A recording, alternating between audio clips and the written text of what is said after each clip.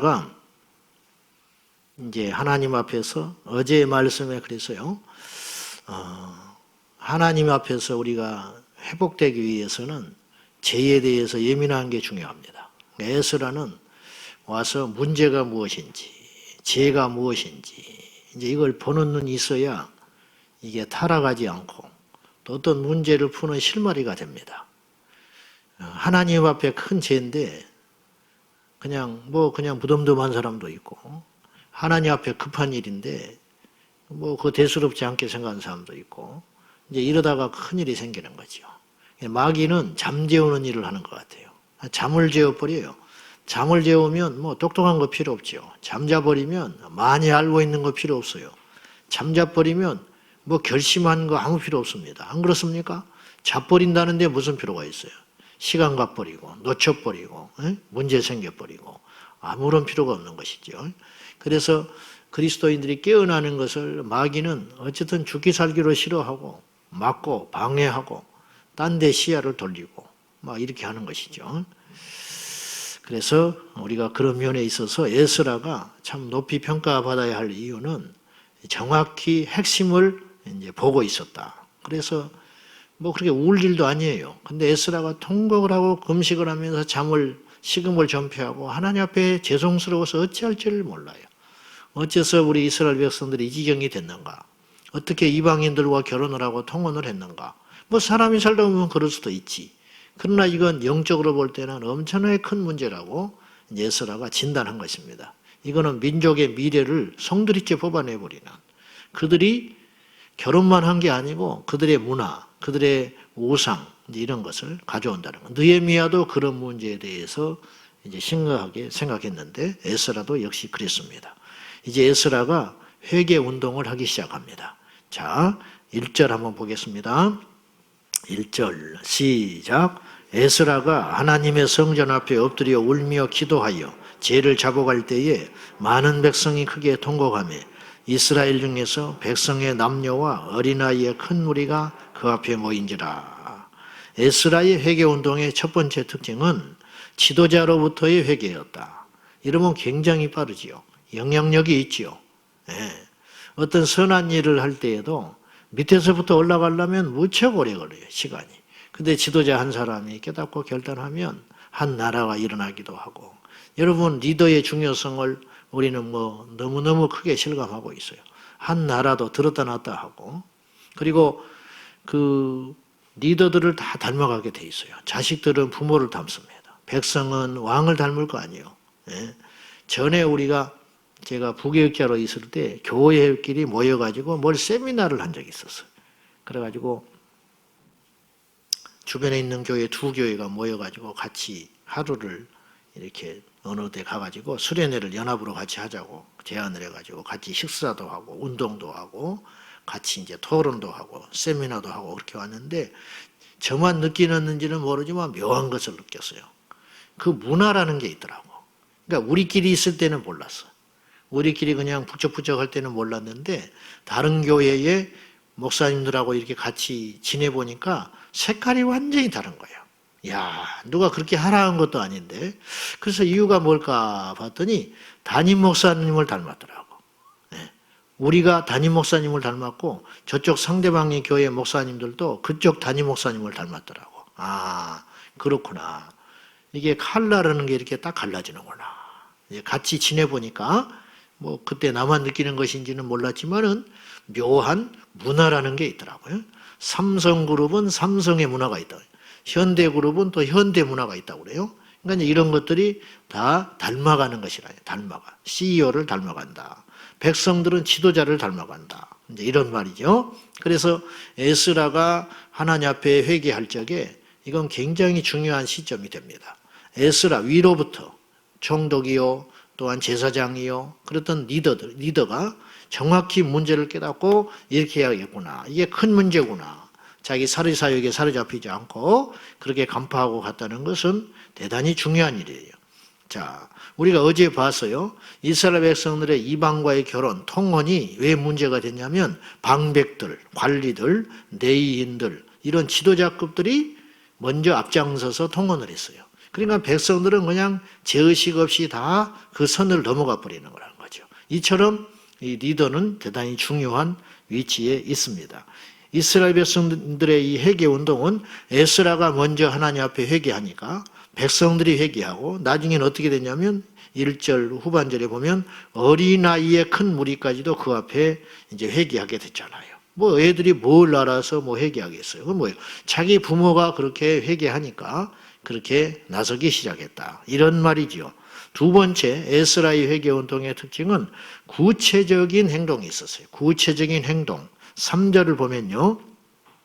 준행한다는 말과 행한다는 말이 등장하고 있습니다. 자, 3절 봅시다. 시작. 곧 내 주의 교훈을 따르며 우리 하나님의 명령을 떨며 준행하는 자의 가르침을 따라 이 모든 아내와 그들의 소생을 다 내보내기로 우리 하나님과 언약을 세우고 율법대로 행할 것이라. 준행하겠습니다. 그리고 행동하겠습니다.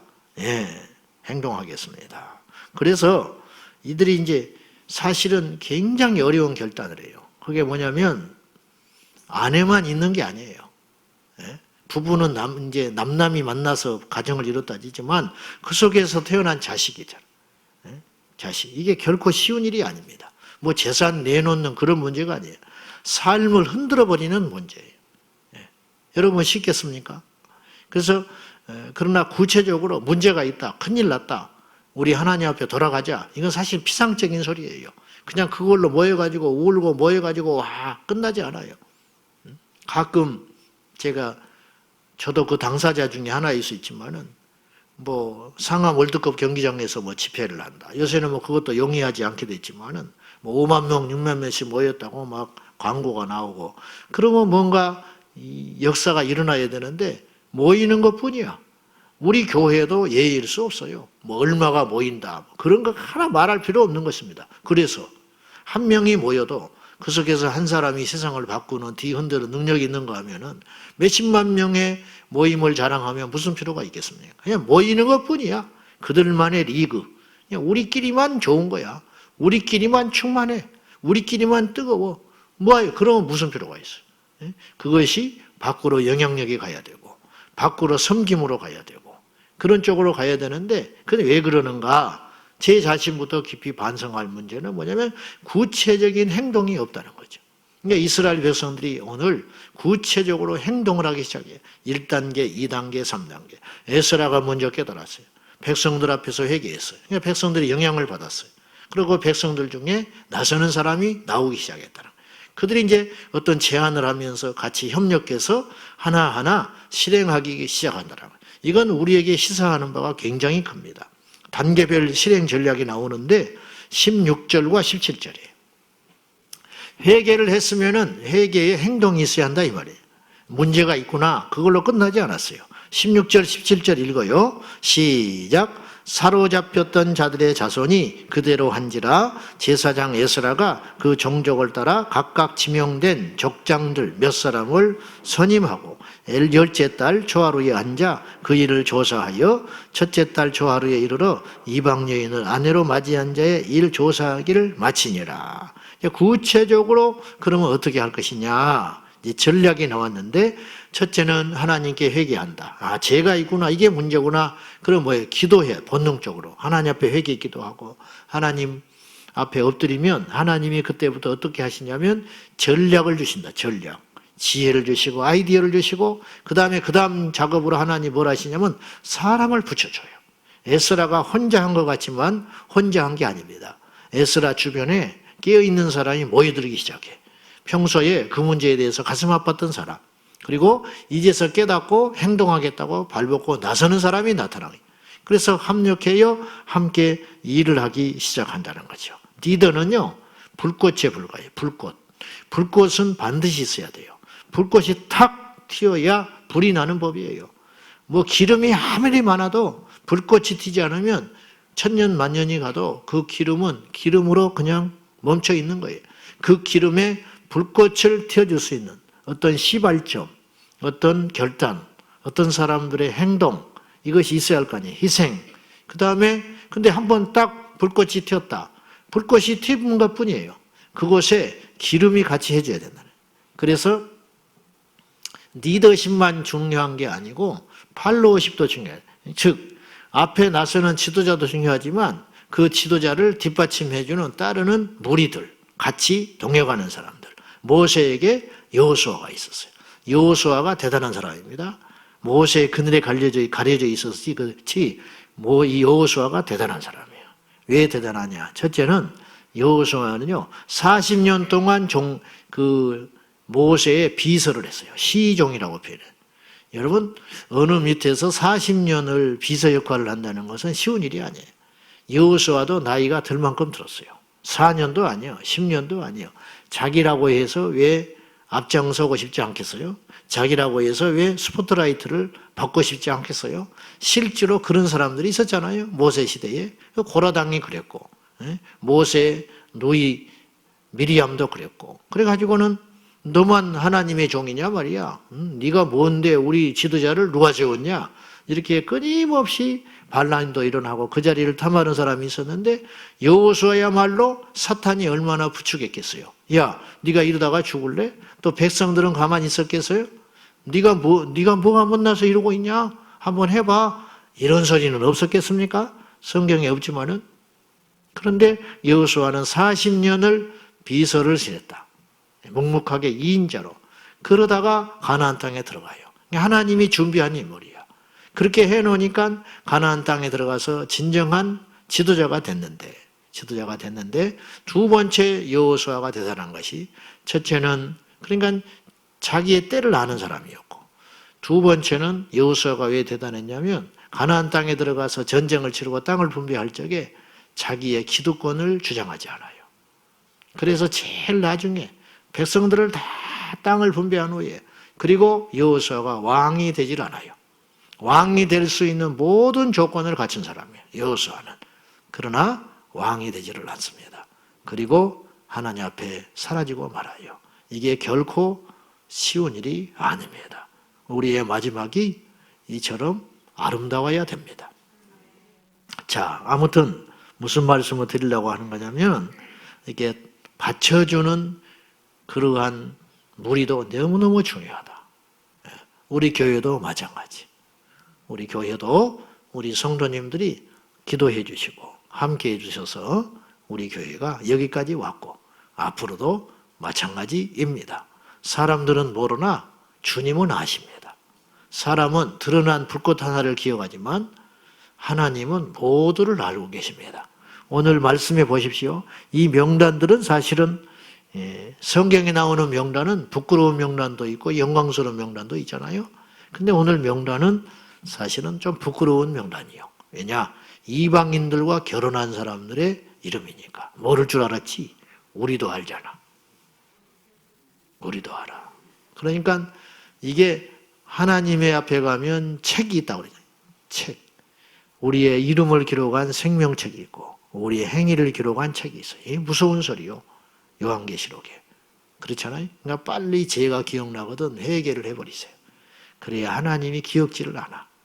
우리가 죄를 고스란히 갖고 가면 그 죄에 따라서 구원을 믿음으로 하나님이 어떻게 판단하실지는 모르겠지만 용서받을 죄도 있고 용서받지 못할 죄도 있지만은 구원의 문제를 흔들 만큼의 죄도 나는 있다고 봐요. 하나님이 용서하지 못할 죄는 없지만은 그 죄가 구원을 가로막는 건 아니지만 그거 자체가 그 죄로 인하여 가룟유다처럼 스스로 하나님 앞에 떠날 수가 있어요. 그러니까 죄가 무서운 거예요. 어쨌든지 간에 저도 기억만 나면 빨리 회개를 해요.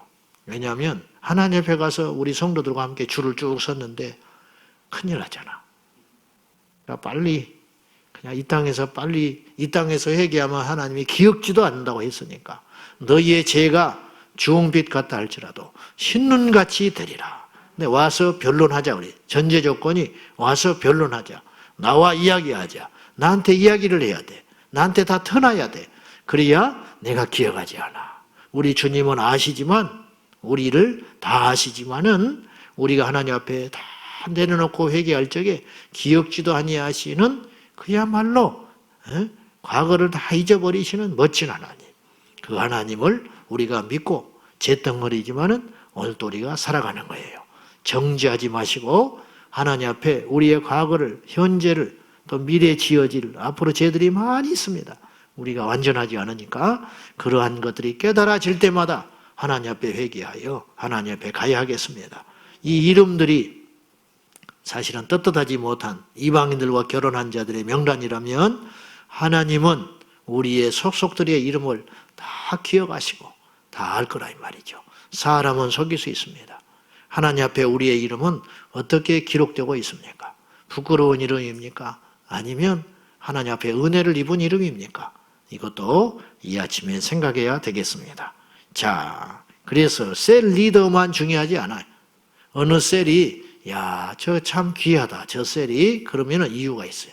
셀 리더도 참 헌신하고 사랑하고 중요하지만은 이유가 있어요. 그 셀 리더를 응원하고 지지해주고 기대해주고 받쳐주는 식구가 반드시 한둘이 있어요. 그러면 이것이 같이 협력돼 가지고 그 셀이 불가같이 일어나는 경우들을 보게 됩니다. 여러분, 우리 모두는 하나님께 두 가지로 부름받았어요. 리더로 부름받든지 아니면 그 리더를 섬기고 바치는 존재로 부름받았든지. 세상에는 1등만 기억하지만 주님은 우리에게 말씀하십니다. 섬김을 받는 자가 큰 자가 아니야. 섬기는 자가 더욱 큰 자다. 너희 중에 높아지길 원하거든 섬기는 자가 되어라.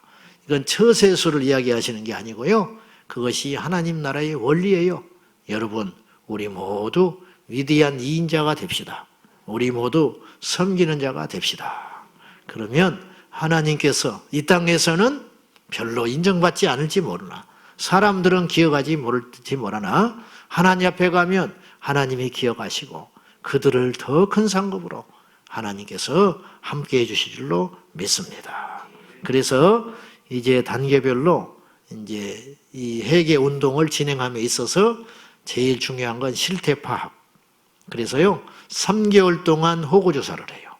열흘 동안 모여가지고 그 우중에 결단하고 회개하고, 그 다음에 회개하고 흩어지는 게 아니고, 집회만 하고 흩어지는 게 아니고, 그때부터 장장 3개월 동안 해를 넘겨서 10월 달에 시작해가지고 그 다음 해에 1월 1일까지 뭐를 했느냐. 일일이 호구조사를 해가지고 누구하고 이방 어떤 여인과 결혼을 해가지고 자식을 어떻게 뒀으며 어디에 살며 어느 족속이며 이것들을 전부 조사를 해가지고 하는데 3개월 걸렸다. 그러니까 이스라엘 백성들 가운데 광범위하게 얼마나 많이 번져 있는가, 이 통혼의 문화가 이렇게 볼 수 있습니다. 그래서 대충 하는 게 아니고 꼼꼼하고 정확하게, 우리 하나님은 크신 하나님이고 우리에게 명하신 것도 너무너무 큰 사명일 수 있지만 그 사명을 받드는 우리는 작은 것부터 시작해서 하나의 오차도 없이 우리가 하는 한 최선을 다해서 우리가 나아가야 할 줄로 믿습니다. 목사님들 중에 가끔 이런 농담을 해요. 우리가 너무 철저히 설교 준비를 하면 성령이 역사할 틈이 없다고. 나는 그렇게 생각하지 않아요. 그거는 게으른 자의 변명이고 그렇게 하면 안 돼요. 대충 해. 그렇지 않아요. 우리는 하나님의 일을 그렇게 해서는 안 돼요. 모르면 알 때까지. 그렇죠? 모르면 알 때까지 파고들고 안 되면 될 때까지. 그리고 최선을 다해서. 그리고 나머지 부분을 하나님께 맡기는 것이지. 그냥 뭐 어떻게 되겠지. 막연하게 기도하고 막연하게 행동하고 막연하게 믿고 그래서는 절대 안 된다. 우리가 여행을 가보면은 뭐 중요하지 않지만 한두 개에 놓고 온 것이 그 여행하는 내내 괴롭히는 문제가 있을 수 있어요. 마스크를 안 가져왔다든지, 뭐 안경을 끼는 사람이 안경을 안 가져와 버렸어. 뭐 렌즈만 끼고 이제 다니는 거야. 그러면 그거 사실 보통 일이 아니거든요. 그거 죽고 사는 문제가 아닌 것 같지만 내내 괴롭혀. 그렇잖아요. 뭐 해변가를 가야 하는데 슬리퍼를 안 갖고 와서 챙겨놓고, 근데 가서 보자니 마땅히 살 데도 없어.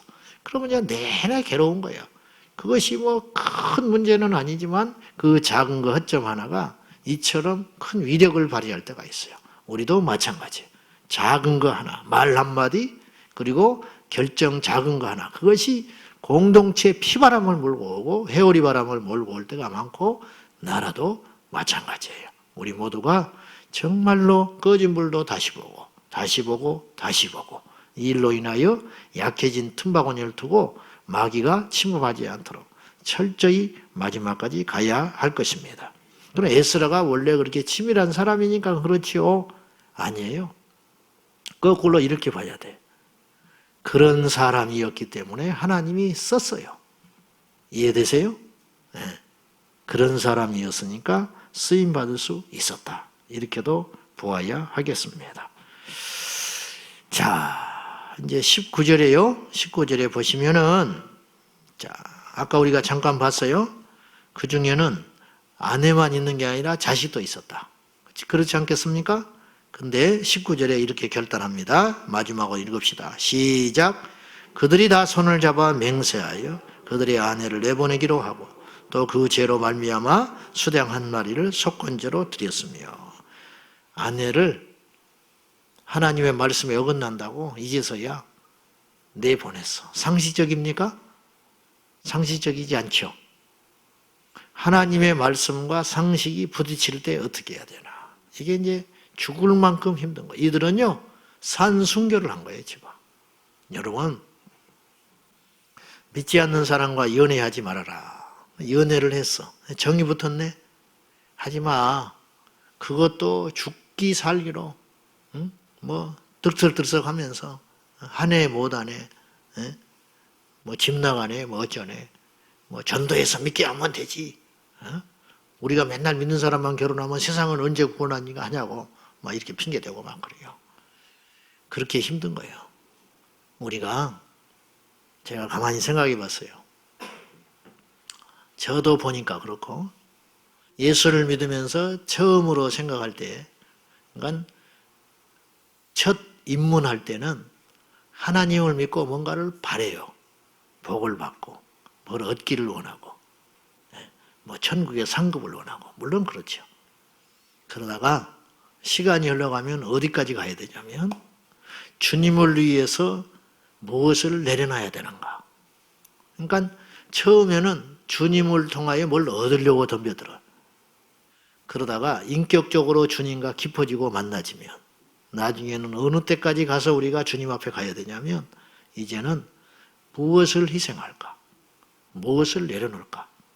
내가 이 교회에 와서 무엇을 얻을고 그러면 시끄럽습니다. 이 교회를 발판 삼아서 내가 뭘 해볼까? 그거 시끄럽습니다.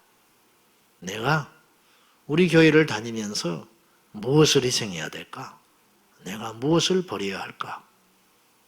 차별금지법 막자고 우리가 작은 목소리를 내고 있습니다. 이 말씀과 연결시켜 보면은 지금 이스라엘 백성들은 아내를 떠나보내고 자식을 떠나보내고 이게 지금 그런 문제에 봉착해 있잖아요. 이걸 어떻게 내려놓을까? 잠을 못 잤을 거 아니요.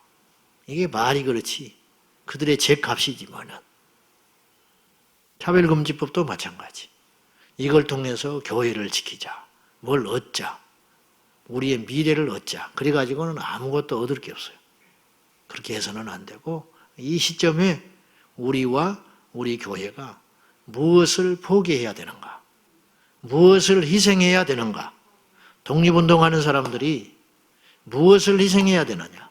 그럴 때 역사가 일어났던 것처럼 우리 모두가 사심을 버리고 이제 우리 모두가 뭔가를 희생하고 내리고 행동해야 할 때가 왔습니다. 내려놓는 것이 믿음의 절정이다. 사도 바울은 포기하는 대로 갔습니다. 사도 바울은 영원한 것을 얻기 위하여 보이지 않는 하나님의 나라를 얻기 위하여 보이는 것들을 포기할 줄 알았다. 그래서 결국은 모든 것을 얻게 되는 진정한 지혜로운 승리자가 되었듯이 우리 모두도 이 아침에 무엇을 내려놓을 것인가? 그것을 고민하다 보면 원수와 사탄이 정말로 무서워할 것 같아요. 무엇을 포기할 것인가? 무엇을 희생할 것인가? 무엇을 내려놓을 것인가? 그렇게 십자가를 지고 하나님께 나가는 사람은 시험 들 이유가 없습니다. 얻으려니까 시험 들고 높아지려니까는 고통스럽고 나를 드러내려니까 뭔가 하나님 앞에 시험과 유혹을 받고 꼬이기 시작하는 것이죠. 우리 모두가 내려놓고 포기하고 희생하는 데까지 우리가 그런 방향으로 나아가는 우리 모두가 되시기를 축복합니다. 기도하십시다. 여러분, 믿음은 구체적이어야 합니다. 행동으로 따라가야 됩니다.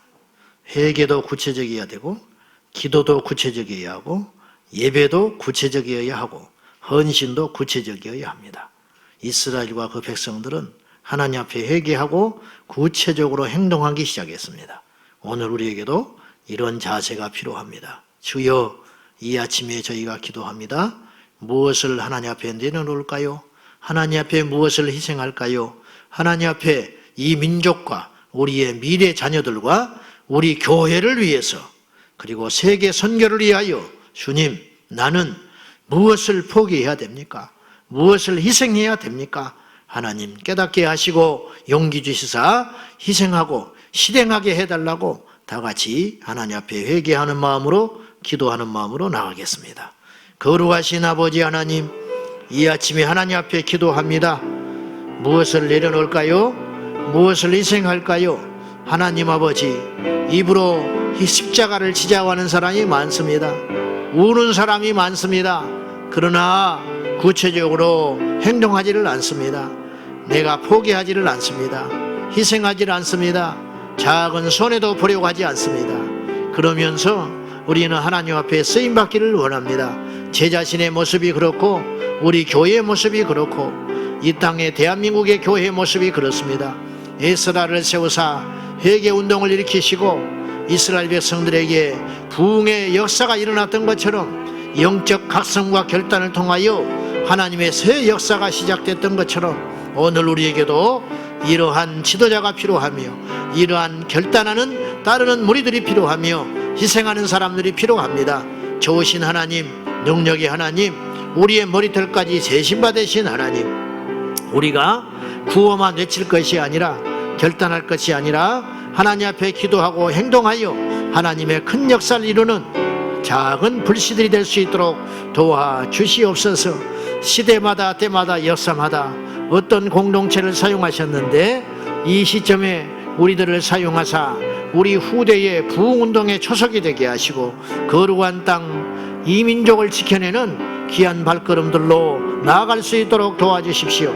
우리 성도님들 결단하게 하시고, 우리 성도님들 행동하게 하시고, 우리 성도님들 하나님 앞에 무엇을 내려놓을까, 내 자신을 어떻게 희생할까, 날마다 결단하며 나아가게 하여 주시옵소서. 아버지 하나님, 저희들에게 회개의 영을 부어주시되, 구호로만 외치는 회개가 아니라 오늘 본문의 이스라엘 백성들과 에스라처럼 구체적으로 결단하여 하나님 앞에 희생하며 행동하는 회개의 열매를 맺게 하여 주옵소서. 통혼이 잘못됐다는 걸 알고 이제 이들이 모여 집회하며 회개하며 울고 헤어지는 것이 아니라, 과감하게 아내를 떠나보내며 자식의 연을 끊고 하나님 앞에 그 남은 생애를 고통과 눈물의 시간들로 살 것을 알면서도 이들이 결단하여 나갈 적에 하나님의 역사가 시작되고 새로운 시대가 열렸듯이, 우리 모두도 구호만 외치는 겁쟁이가 아니라 구체적으로 희생하고 결단하는 하늘에 썩어지는 미랄들이 되게 하여 주옵소서. 아버지, 우리가 살면 우리 주변이 죽게 될 것입니다. 그러나 우리 각자 한 사람 한 사람이 죽으면 우리 이웃이 살고 이민족이 살고 우리 장래가 살 줄로 믿습니다. 주여, 희생하는 건 결코 희생이 아님을 알게 하시사 저 영원한 하나님 나라 앞에 가서 어떤 모습으로 우리의 이름이 기록되어 있을지를 상상하며 믿음으로 오늘 행하게 하옵소서. 예수님의 이름으로 기도 올리옵나이다. 아멘. 주여, 주여, 주여.